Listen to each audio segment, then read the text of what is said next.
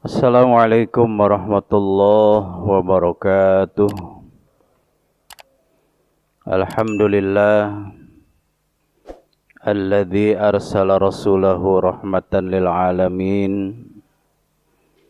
Ashhadu an la ilaha illallah wahdahu la syarikalah wa ashhadu anna Muhammadan abduhu wa rasuluh la nabiyya wa rasula ba'dah.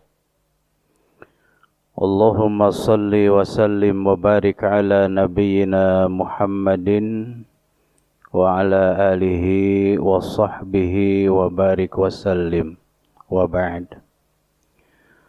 Qala Allah Ta'ala fi kitabihil hakim, a'udzu billahi minasy syaithanir rajim.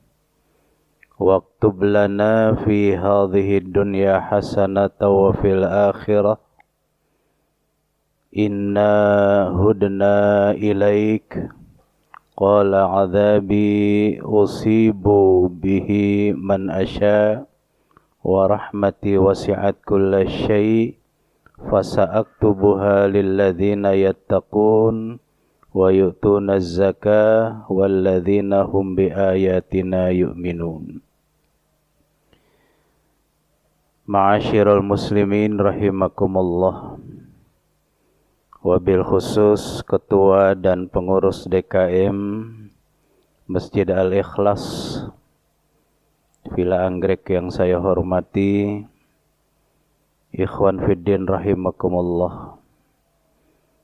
Senantiasa kita bersyukur kepada Allah dengan melafazkan kalimat tahmid. Alhamdulillahi Rabbil Alamin. Pujian milik Allah yang maha sempurna, yang selalu melimpahkan rahmat dan nikmatnya kepada kita, sehingga pagi ini dengan izin Allah kita dipertemukan kembali. Kajian kita mengkaji tentang asasut tasyri'ul islami fil Quran. Asas pembinaan hukum Islam dalam Al-Quran. Kita sudah maklum bahwa Al-Quran sebagai pedoman hidup untuk manusia sesuai dengan apa yang difirmankan Allah di dalam Al-Quranul Karim. Syahrul Ramadhan alladzi unzila fil Quran hudal linnas wa bayyinat minal huda wal furqan. Al-Quran memaklumkan bahwa Al-Quran itu diturunkan hanyalah untuk memperbaiki hal ihwal manusia. Oleh karena itu maka datanglah suruhan-suruhan dan larangan-larangan yang dikenal dengan amar dan nahi. Di dalam surah Al-A'raf ayat 157 Allah berfirman, ya'muruhum bil ma'ruf wa yanhahum 'anil munkar wa yuhillu lahumut thayyibat wa yuharrimu 'alaihimul khaba'ith. Allah perintahkan kepada Nabi Muhammad sallallahu alaihi wasallam menyuruh orang-orang untuk mengerjakan yang ma'ruf dan melarang orang-orang dari mengerjakan yang munkar. Menghalalkan mereka segala yang baik dan mengharamkan yang buruk. Jadi dapat kita mafhum dari ayat itu bahwa ada perintah, ada larangan yang lebih dikenal dengan hukum yang 5. Al-ahkamul khamsah. Ada wajib, ada haram, ada makruh, ada sunnah, ada mubah. Aturan-aturan yang Allah tetapkan, perintah yang Allah tetapkan, larangan yang Allah pertegas ini tidak lain adalah bermaksud untuk kehidupan manusia agar lebih teratur. Tidak mungkin Allah perintahkan kalau itu hasilnya sia-sia. Dan tidak mungkin Allah melarang baik makanan, minuman ataupun pekerjaan kalau itu manfaat. Allah larang karena ada mudarat dan Allah perintahkan kadang ada mafsadat, ada kebaikan. Nah, saudaraku yang dirahmati oleh Allah, bicara tentang asas pembinaan hukum Islam di dalam Al-Quranul Karim, ini secara umum ada 3 asas yang utama. Yang pertama adalah adamul haraj, artinya tidak menyulitkan. Segala apapun yang diperintahkan oleh Allah tidak membuat orang itu menjadi sulit. Wa ma ja'ala 'alaikum fid dini min haraj millata abikum Ibrahim huwa sammakumul muslimina min qabl. Tidaklah dijadikan agama Islam itu menjadi sempit gerakanmu. Ikutilah agama atau millah kakekmu Ibrahim. Allah telah menamakan kalian sebagai seorang muslim sebelum itu. Jadi apapun yang diperintahkan oleh Allah ini, aturan-aturan yang ditetapkan oleh Allah di dalam Al-Quran ini tidak menyebabkan orang itu menjadi sulit. Tidak menyempitkan. Wa yad'u anhum israhum wal aghlal allati kanat 'alaihim. Itu di dalam surah Al-A'raf di ayat 157. Dan membuang dari mereka beban-beban dan belenggu yang ada pada mereka.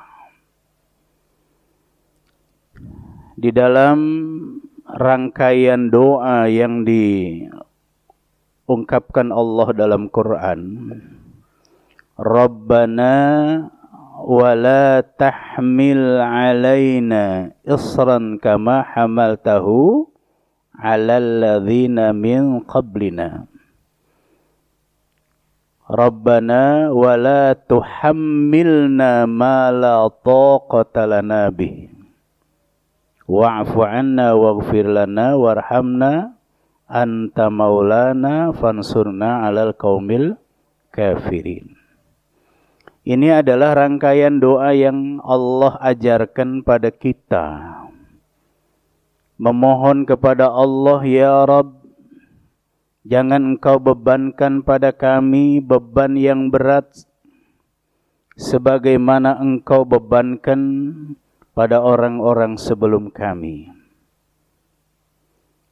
Ya Rabbana, janganlah engkau pikulkan kepada kami apa yang tidak dapat kami pikul. Inilah rahman rahimnya Allah. Allah Maha Alim, Allah Maha mengetahui hamba-hambanya.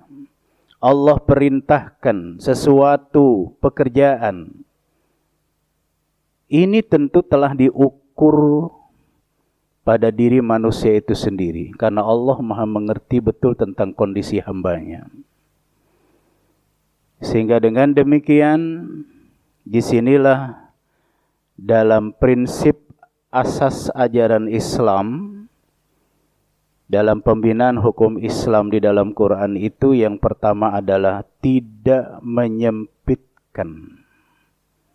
Tidak membuat manusia itu menjadi gerakannya tidak bebas. Artinya Allah memberikan aturan-aturan ini bukan mengekang kehidupan manusia, tapi justru Allah memberikan hukuman-hukuman. Di dalam syariah Islam ini ada perintah, ada larangan, itu adalah untuk kebaikan manusia itu sendiri. Sekali lagi saya katakan bahwa tidak mungkin Allah perintahkan kalau itu memang hasilnya sia-sia. Dan tidak mungkin Allah melarang sesuatu, baik makanan, minuman, ataupun pekerjaan, kalau itu ada manfaat. Tidak mungkin. Nah, disinilah saudaraku yang dirahmati oleh Allah, kalau ada di antara orang yang tidak mau mengikuti aturan yang telah ditetapkan oleh Allah, mengikuti sunnah, mereka menganggap bahwa aturan-aturan dalam Islam itu membuat menjadi sempit dalam hidup, tidak bisa bergerak. Maka muncullah yang namanya suatu paham anti agama. Kita kenal ada tokoh yang bernama Karl Marx, yang pahamnya itu disebut Marxisme. Marxisme ini menganggap bahwa agama itu adalah makhluk tertindas. It is the opium of the people.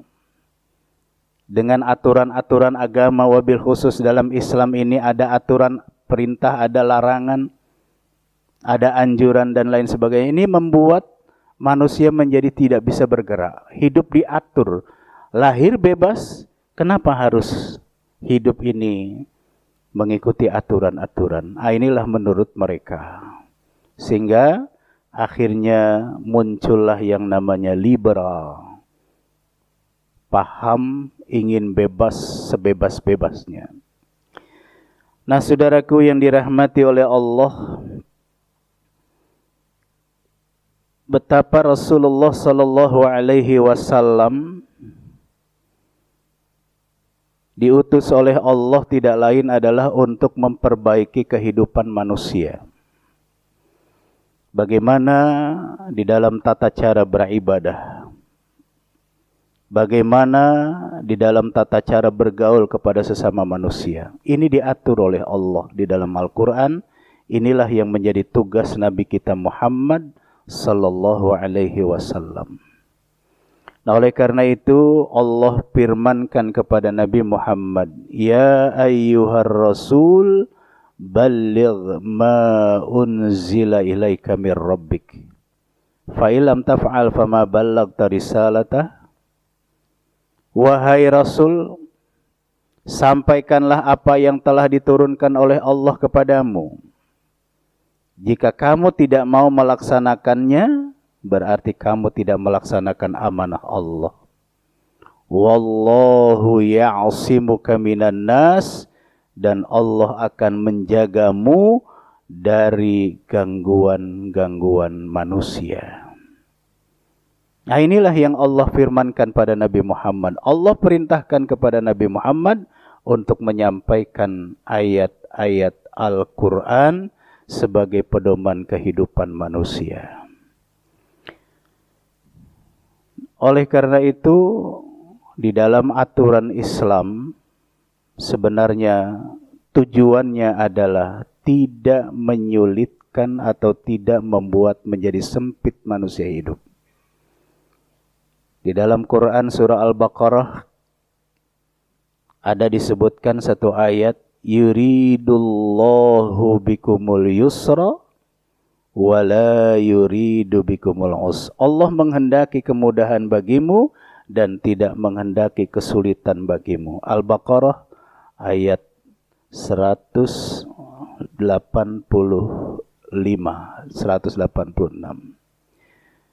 Nah, di sini jelas bahwa apa yang diperintahkan oleh Allah ini tidak menyulitkan. Allah perintahkan salat. Sebelum salat Allah perintahkan untuk berwudu, membersihkan anggota badan. Ini dapat dilakukan. Yang tujuannya bukan hanya sekedar untuk membersihkan anggota badan dari segala najis dan kotoran, tapi juga di dalam berwudu itu merupakan satu identitas umat Nabi Muhammad sallallahu alaihi wasallam. Di dalam satu ayat Allah katakan, ya ayyuhalladzina amanu idza kumtum ilas salati faghsilu wujuhakum wa aydiyakum ilal marafiq wamsahu biru'usikum wa arjulakum ilal ka'bain ila akhir ayat. Ayat ini adalah merupakan perintah dari Allah untuk orang-orang yang beriman. Maka nidanya adalah khusus, seruannya khusus untuk orang yang beriman. Wahai orang-orang yang beriman, apabila kamu berdiri hendak melakukan salat, maka basuhlah muka-mukamu. Artinya, orang yang beriman akan melakukan salat maka harus diawali dengan berwudu terlebih dahulu. Ini perintah dari Allah. Dan ini tidak sulit. Dan Allah telah mengatur bagaimana ketertiban di dalam membasuh anggota badan secara khusus. Nah, oleh karena itu Imam Asy-Syafi'i mengatakan bahwa rukun wudu itu ada 6. Di dalam Al-Quran surah Al-Ma'idah ayat yang ke-6 itu 4 anggota badan yang harus dibasuh. Tapi oleh Al-Imam Asy-Syafi'i beliau mengatakan rukun wudu itu 6. Yang pertama, niat. Apa dalilnya? Apa alasan beliau? Innamal a'malu binniyat. Sesungguhnya segala pekerjaan itu tergantung kepada niat. Sehingga yang namanya niat itu adalah rukun yang pertama. Barulah rangkaian mengikuti apa yang disebutkan oleh Allah. Membasuh muka, menyapu kepala, mencuci kedua tangan, dan mencuci kaki. Awalnya adalah niat dan akhirnya adalah tertib. Alasan beliau apa? Ibda'u bima bada'allahu bih. Mulailah dari apa yang Allah sebutkan. Jadi Allah menyebutkannya secara urut. Famsahu biru ya ayyuhalladzina amanu idza qumtum ilas shalah faghsilu wujuhakum. Urutan yang pertama adalah membasuh muka. Wa aydiyakum, cucilah kedua tanganmu. Wamsahu biru'usikum, sapulah kepala-kepalamu. Wa arjulakum ilal ka'bain, dan cucilah kedua kakimu sampai kedua mata kaki. Ini urutan yang disebut oleh Allah secara beruntun, maka Imam Syafi'i mengatakan bahwa di dalam rukun wudu yang terakhir adalah tartib. Artinya mengikuti apa yang disebut oleh Allah secara rinci. Nah, ini bisa dilakukan. Tidak menyulitkan.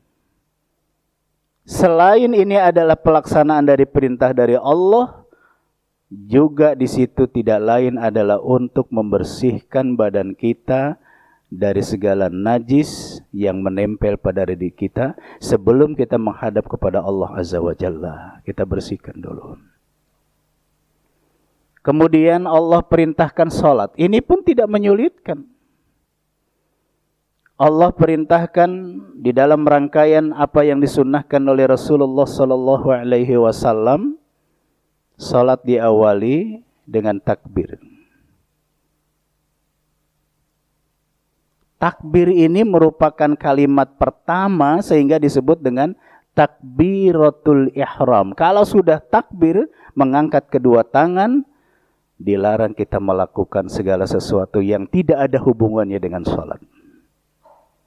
Ini pun bisa dilakukan. Oleh karena itu, supaya kita terbiasa melakukan sholat, maka ada riyadhah, ada satu latihan yang Rasulullah sallallahu alaihi wasallam katakan, muru auladakum bis-shalah sab'i sinin, perintahkan anak-anakmu mendirikan salat pada usia 7 tahun. Ini adalah merupakan satu upaya bagaimana orang tua menanamkan kewajiban pada anak sejak dini. Usia 7 tahun sudah dilatih, sudah diperintahkan, sudah dikontrol tentang salat. Baik dari gerakan sholatnya, bacaan sholatnya, ini orang tua wajib memberikan pendidikan pada si anak tentang sholat. Sehingga apa? Di saat nanti sudah datang waktu usia balik dan berakal, ini mereka sudah terbiasa dan sudah tertanam melakukan sholat yang wajib. Tidak ada kesulitan nanti ke sana dia melaksanakannya. Yang sulit adalah memulainya. Yang sulit adalah mendawamkannya. Sehingga dengan demikian, disinilah Bapak dan saudara-saudara yang dirahmati oleh Allah, berdasarkan surah Al-Isra pada ayat yang ke-78, Aqimis sholata liduluki syamsi ila ghasyakil lail wa qur'anal fajr inna qur'anal fajri kana masyhuda. Dirikanlah salat mulai dari tergelincir matahari sampai gelap malam, dan dirikanlah salat fajar, sesungguhnya salat fajar itu disaksikan oleh seluruh malaikat. Ini di antara dasar hukum di dalam melaksanakan salat yang wajib. Yang 5 waktu ini hendaklah kita tanamkan pada diri kita dan kepada anak-anak kita.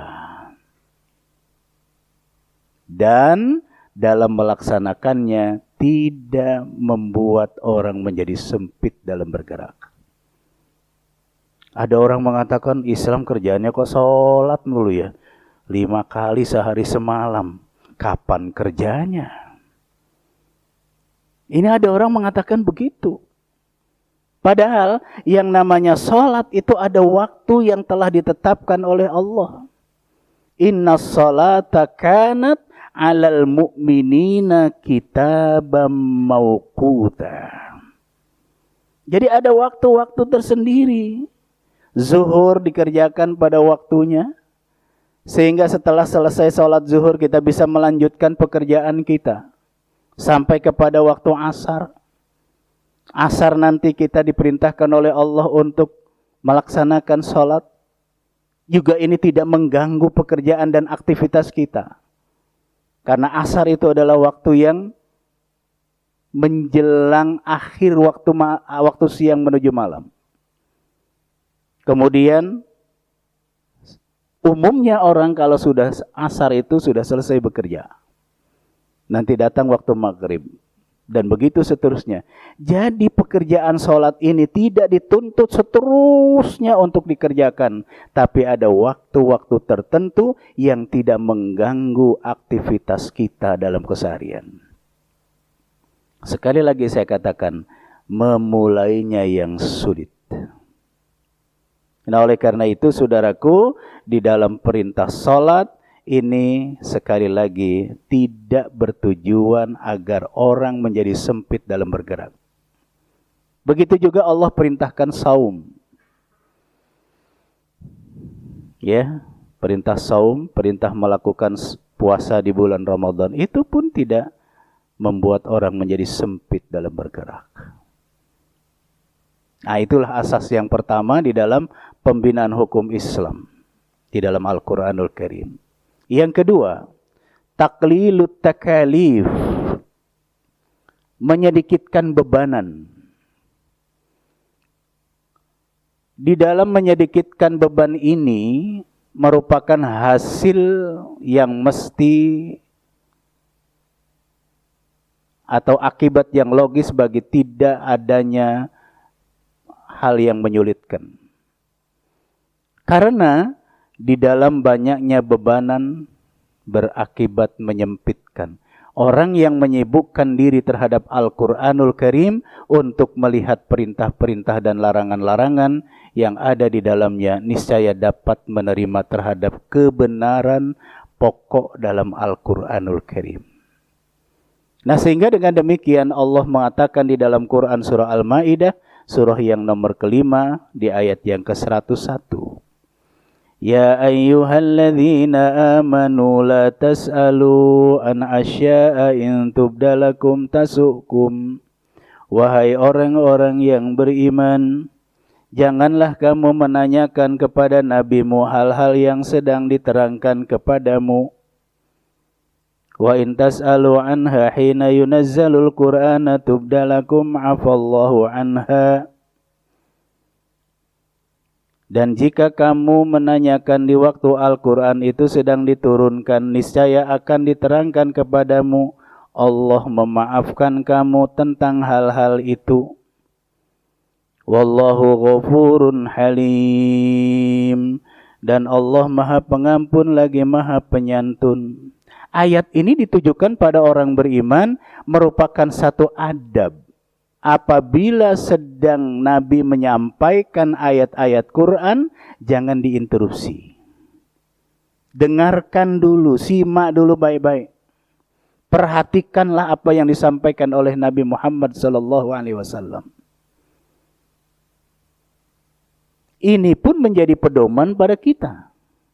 Di dalam kita menghadiri majelis ta'lim, sedang kita mengkaji Al-Quranul Karim, maka di situ jangan dulu ada pertanyaan sebelum adanya waktu untuk diperintahkan untuk berdialog. Ini adalah akhlakul Islam di dalam Al-Quranul Karim. Dan kita, kata Allah, tidak menanyakan sesuatu yang menyebabkan kita menjadi sulit. Satu contoh, Nabi Muhammad SAW menyampaikan tentang kewajiban melaksanakan haji sebagai rangkaian rukun Islam yang kelima. Setelah Rasulullah menyampaikannya, lalu beliau belum sempat selesai menyampaikan apa yang diungkapkan di dalam Al-Quran. Ada di antara sahabat yang interupsi. Ya Rasulullah, apakah pelaksanaan ibadah haji itu tiap tahun dilakukan? Rasulullah itu diinterupsi oleh sahabat dalam pertanyaan itu. Sehingga Rasulullah agak terganggu. Akhirnya Rasulullah mengatakan, "Lau kuntu na'am lawajabat dzaruni ma taraktukum." Jika aku katakan wajib dilaksanakan tiap tahun, menyebabkan kalian menjadi sulit. Nah, jadi disinilah Bapak dan Saudara, Allah mewajibkan orang-orang Islam melaksanakan ibadah haji. Ini merupakan kewajiban secara relatif. Termasuk menunaikan zakat. Ini wajib relatif. Adapun mengucapkan 2 kalimat syahadat, mendirikan salat dan saum Ramadan, ini adalah wajib mutlak. Dan ini merupakan ikatan Islam yang tidak boleh putus. Karena Rasulullah SAW katakan, oral Islam wa qawaidud dini thalathun. Yang menjadi ikatan Islam itu ada 3 perkara. 3 perkara itu menjadi asas dalam Islam. Man taraka salat, man taraka wahidatan minhunna, fahuwa biha kafir wa halalud dam. Ini hadis agak ekstrim. Barang siapa yang meninggalkan 1 di antara 3, maka dia dinyatakan kafir dan halal darahnya. Ini artinya Nabi Muhammad ingin memberikan pembinaan kepada orang yang sudah mengucapkan 2 kalimat syahadat, berarti dia sudah terikat dengan ajaran Islam. Kalau sudah terikat dengan ajaran Islam, maka berarti dia harus siap membina dirinya dengan sholat yang 5 waktu. Dan selain sholat yang 5 waktu, wajib melaksanakan saum Ramadan. Karena 3 perkara ini adalah merupakan ikatan yang tidak boleh putus. Nah, sehingga apabila orang sudah mengucapkan 2 kalimat syahadat, maka dia itu harus siap menjalankan sholat fardu yang 5 waktu dan saum di bulan Ramadan. Apabila 3 perkara ini ada, maka dia harus istiqomah. Istiqomah dalam keislamannya, istiqomah di dalam mengamalkan ajaran Islam. Terutama yang pokok tadi adalah salat dan saum. Nah, kalau sudah istiqomah akan melahirkan jiwa. Yang pertama adalah asyaja'ah. Berani. Berani menunjukkan identitas dia sebagai seorang muslim. Dia tidak tutup-tutupi sebagai seorang muslim. Dia berani mengamalkan ajaran Islam. Tidak takut dia mengamalkan ajaran Islam. Dia berani menunjukkan identitas dia sebagai seorang muslim atau muslimah. Itu namanya jiwa syaja'ah. Nah, kalau sudah ada jiwa asyaja'ah, maka akan muncul sikap yang kedua adalah yang disebut al-itmi'nan. Artinya tenang. Tenang dia berada di dalam ajaran Islam, dan dia merasa tenang kalau sudah menjalankan ajaran Islam. Seperti sholat. Sholat adalah merupakan bagian dari zikrullah. Kalau dia sudah melakukan sholat, dia merasa tenang. Karena dia sudah melaksanakan apa yang diperintahkan Allah. Dan sholat itu merupakan bagian dari zikrullah. Ingat surat Toha ayat yang ke-14. Innani anallah la ilaha illa ana fa'budni wa aqimis salata li dzikri. Innani anallah, ini firman Allah. Sesungguhnya aku ini adalah Allah. Allah menyatakan dirinya. Innani anallah, sesungguhnya aku ini adalah Allah. La ilaha illa ana, tidak ada yang patut diibadahi dengan sebenarnya kecuali aku, kata Allah. Bagaimana cara melaksanakan ibadah kepada Allah? Aqimis salata lidzikri. Karena di situ ada ayat fa'budni, maka hendaklah kamu beribadah kepadaku. Bagaimana cara beribadah kepadaku? Wujud konkretnya adalah aqimis shalah, tegakkan salat. Dan yang namanya salat itu adalah lidzikri, untuk mengingat aku. Nah, sehingga orang yang sudah mengucapkan 2 kalimat syahadah, dia punya keberanian untuk menunjukkan identitas dia sebagai seorang muslim. Dia punya keberanian untuk mengamalkan ajaran Islam di mana saja dia berada. Dan apabila dia telah melaksanakan ajaran Islam, ketenangan akan muncul pada dirinya. Alladzina amanu wa tatma'innu qulubuhum bidzikrillah.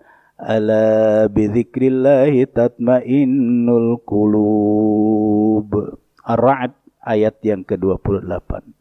Sesungguhnya orang-orang yang beriman, hati mereka itu tenang karena zikir kepada Allah. Ingatlah, dengan zikir pada Allah hatimu menjadi tenang. Nah, sehingga dengan demikian Bapak Ibu yang dirahmati oleh Allah, siapapun yang telah melaksanakan perintah Allah, yaitu salat fardu yang 5 waktu, setelah dia kerjakan maka timbullah ketenangan. Apabila dia menghadapi problematika hidup yang sulit, segera dia kontak kepada Allah dengan zikir. Ada zikir yang diajarkan oleh Nabi SAW dalam hadis yang sahih. Di saat kita punya problem yang berat, Rasulullah mengajarkan la ilaha illallahul aliyul azim. La ilaha illallah rabbul arsyil azim. La ilaha illallah rabbus samawati wa rabbul ardi rabbul arsyil karim. La ilaha illallahul aliyul azim. La ilaha illallah rabbul arsyil azim. La ilaha illallah rabbus samawati wa rabbul ardi rabbul arsyil karim. Saya ulangi. La ilaha illallahul aliyul halim. La ilaha illallah rabbul arsyil azim. La ilaha illallah Rabbus samawati wa Rabbul ardi Rabbul arsyil karim. Terakhir dari zikir itu rangkaiannya Halim, Azim, dan Karim. Hadis ini riwayat Bukhari Muslim. Jadi Rasulullah mengajarkan kita, menuntun kita, kalau kita punya problem yang berat, yang sulit untuk kita bisa pecahkan, kontaklah kepada Allah dengan berzikir. Maka dengan zikir yang dilakukan, dia akan mendapatkan ketenangan batin. Di dalam Al-Quran Allah katakan, wa anzalas sakinata fi qulubil mu'minin. Allah akan turunkan ketenangan pada hati orang yang beriman. Nah, kalau sudah al-itmi'nan, maka at-tafa'ul. Artinya optimis. Orang yang istiqomah akan melahirkan jiwa asyaja'ah, berani. Yang kedua akan melahirkan al-itmi'nan, ketenangan. Dan yang ketiga adalah akan melahirkan at-tafa'ul, artinya optimis. Dia optimis selama dia hidup didasari dengan iman, diikuti dengan amal saleh, maka dia akan mendapatkan apa yang dijanjikan oleh Allah di dalam Al-Quranul Karim. Satu di antaranya di dalam surah 16 ayat 97. Dan di dalam surah An-Nur ayat 55. Itu janji Allah. Man amila salihan min zakarin aw unsa wa huwa mu'min falanuhyiyannahu hayatan thayyibah wa lanajziyannahum ajrahum bima kanu ya'malun.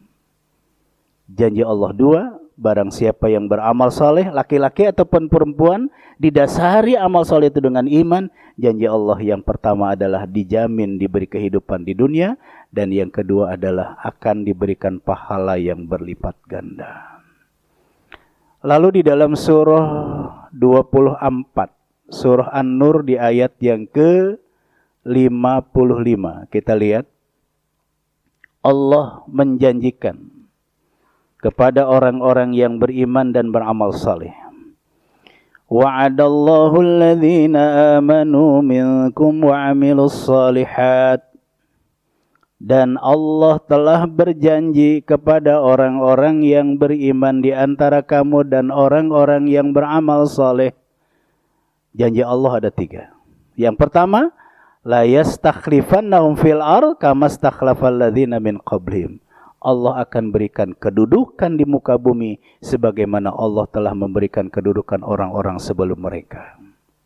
Artinya, yang namanya kedudukan ini bukan hanya jabatan struktural dalam satu pemerintahan saja, tapi yang paling utama adalah maqamam mahmuda, kedudukan yang terpuji di sisi Allah.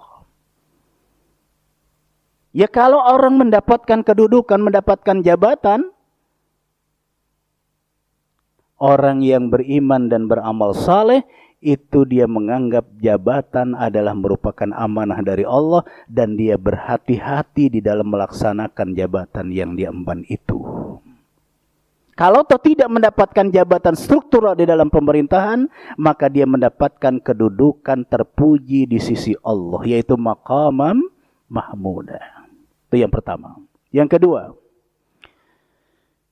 alladzina min qaum wala yumakkinanna lahum dinahumul ladzir tadallahum. Dan Allah akan memantapkan keimanan mereka di dalam beragama.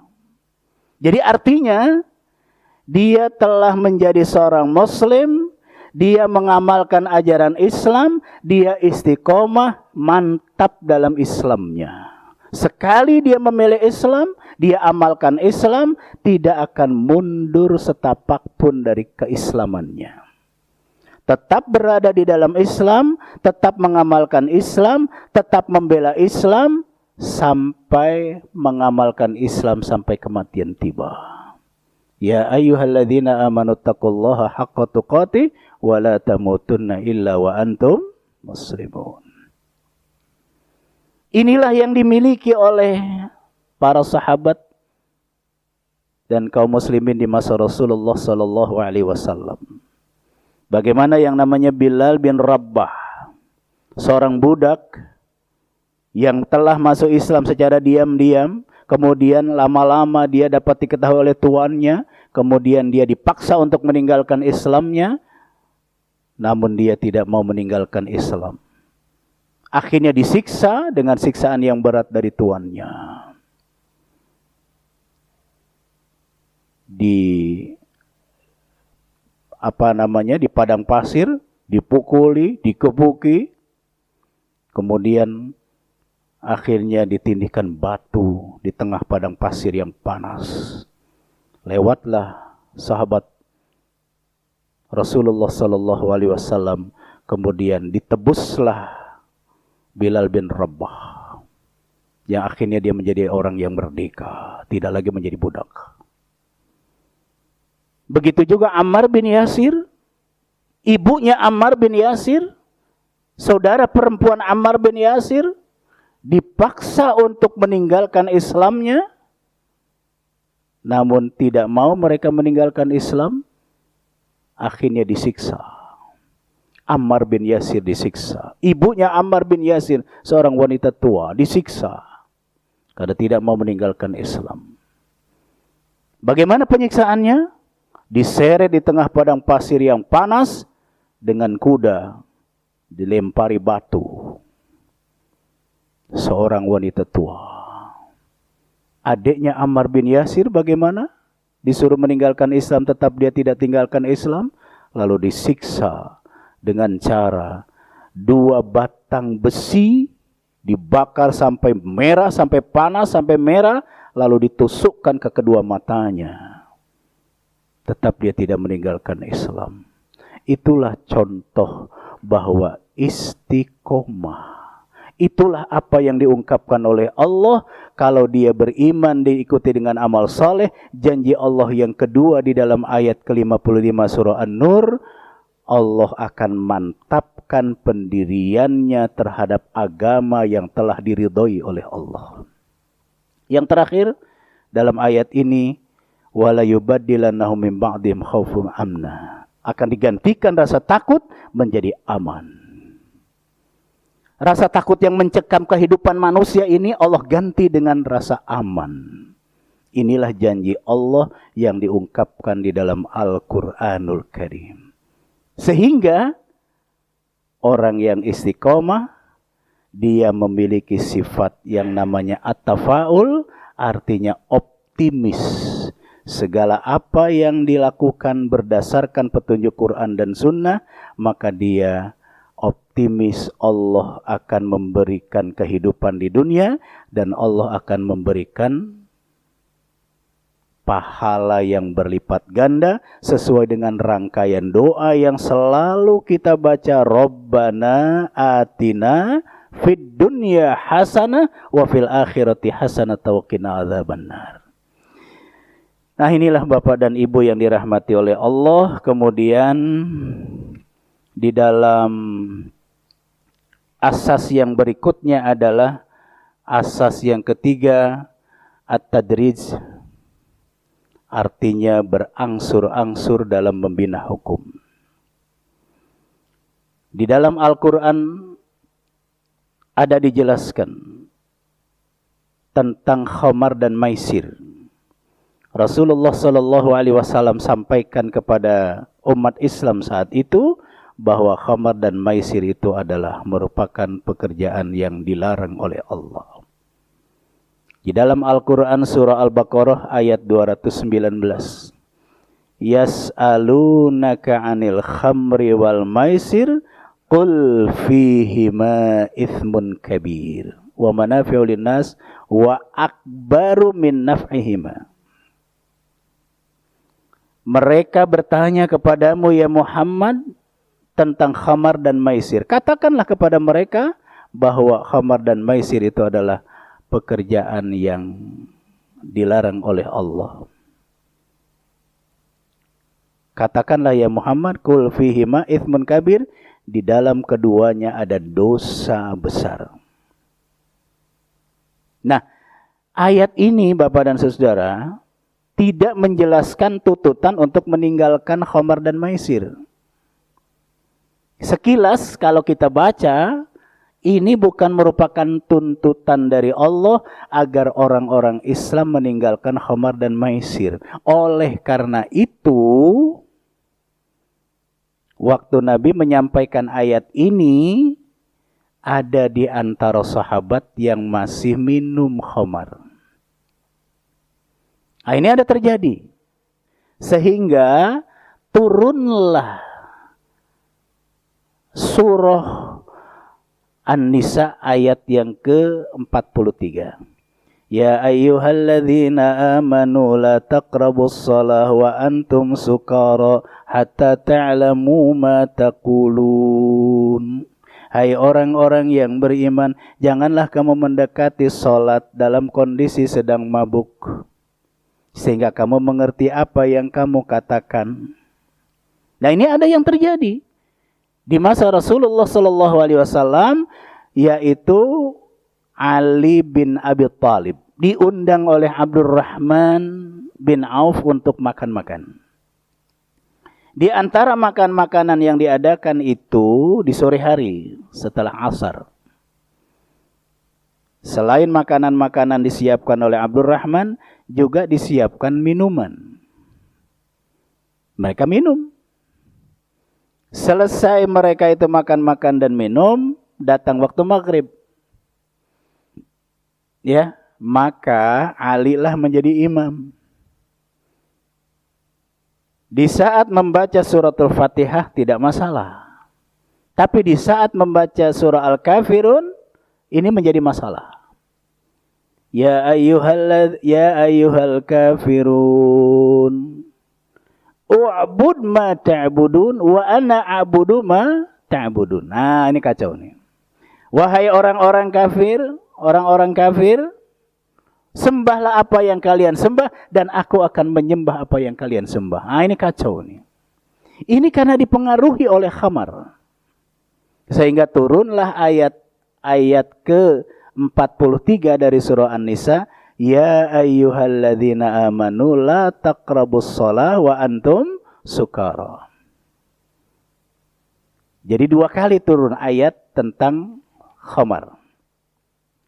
Lalu di antara sahabat masih juga ada yang membeli khamar, tapi tidak diminum, untuk dihadiahkan pada orang lain. Dia tidak minum, dia beli, tapi dia untuk dihadiahkan pada orang lain.